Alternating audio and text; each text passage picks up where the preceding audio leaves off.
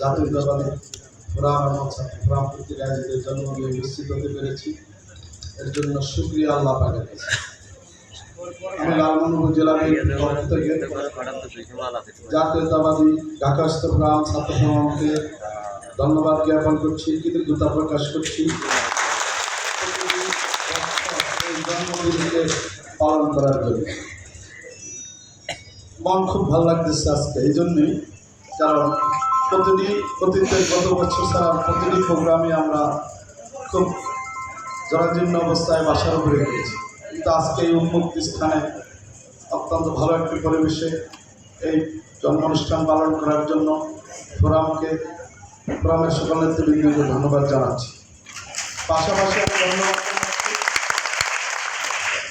ঢাকার রাজপথে ভোলায় বরিশাল সর্বক্ষেত্রে 161টা প্রোগ্রামে আমাদের এই জাতীয়তাবাদী ফোরামের সকল সৈনিককে আমি আজকে আমার অন্তঃস্থল থেকে ধন্যবাদ এবং কৃতজ্ঞতা প্রকাশ করি।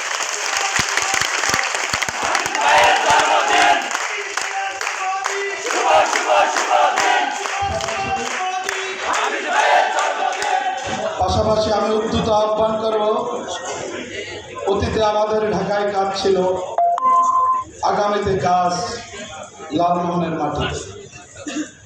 আপনাদের প্রত্যেকের হাত, শ্রম, মেধা, কর্মদক্ষতা সকল কিছু আগামী নভেম্বর, এই আজকের মাস থেকে আগামী নভেম্বর মাস থেকে আগামী নির্বাচন পর্যন্ত আপনাদেরকে আমরা লালমোহন চাই।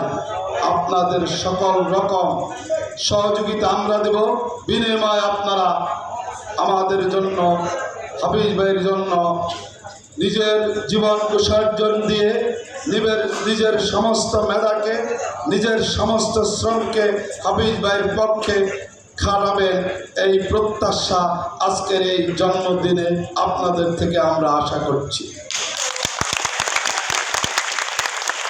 ভাইয়ের স্থায়ী কমিটির মিটিং আছে, তাই আমি আপনাদেরকে শুধু একটি কথাই বলবো, পৃথিবীতে যুগে যুগে এরকম ব্যক্তি কমই জন্মায়।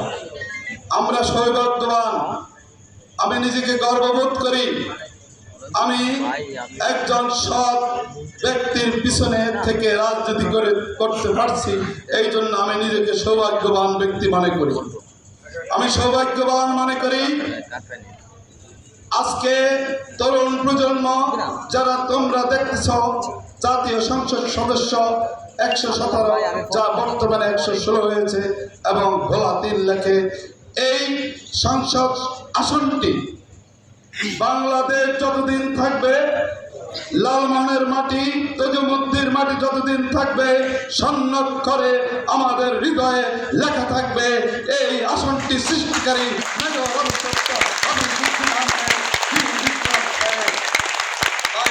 প্রজন্মকে আমি অনুরোধ করব, এই আসনকে অলঙ্কৃত করার জন্য সবার শ্রমকে আমরা আশা করব।